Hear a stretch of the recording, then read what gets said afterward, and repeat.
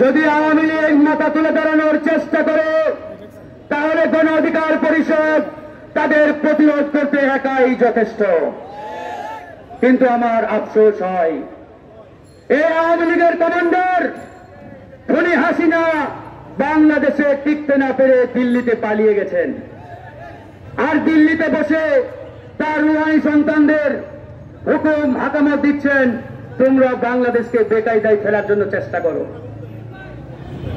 আর তার রুহানি সন্তানরা না বুঝে তাদের অন্যজনের কথায় রাজপথে নেমে তাদের পিঠের চামড়া নিজেরাই তুলে ফেলছেন। আরে ব্যাকপেলের দল, পৃথিবীর ইতিহাসে এরকম ঘটনা কোন দেশে ঘটে নাই যে দেশের প্রধানমন্ত্রী এবং কেন্দ্রীয় মসজিদের ইমাম একসাথে পলায়ন করেছে। এটা একমাত্র বাংলাদেশে ঘটেছে। জাতীয় মসজিদের ইমাম আর প্রধানমন্ত্রী একসাথে দেশ ছাড়তে বাধ্য হয়েছে।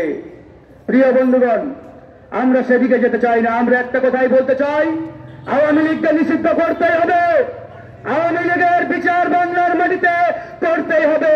এ বিষয়ে গণ অধিকার পরিষদ নো কম্প্রোমাইজ পজিশনে। বিন্দু পরিমাণ আপোষ করা হবে না।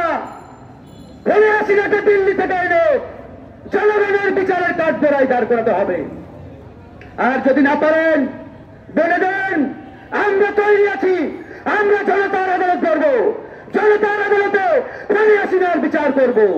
সারা বাংলার মানুষ দেখবে যে ইতিহাসের নিকৃষ্ট স্বৈরাচার খুনি হাসিনার বিচার এদেশের জনতার আদালতে হচ্ছে। এর বাইরে আর কোন বক্তব্য নেই, কোন কথা নেই। প্রিয় বন্ধুগণ, আওয়ামী লীগ, ছাত্রলীগ, যুবলীগের বিচার হতেই হবে। এবার আসেন গণ অধিকার পরিষদ।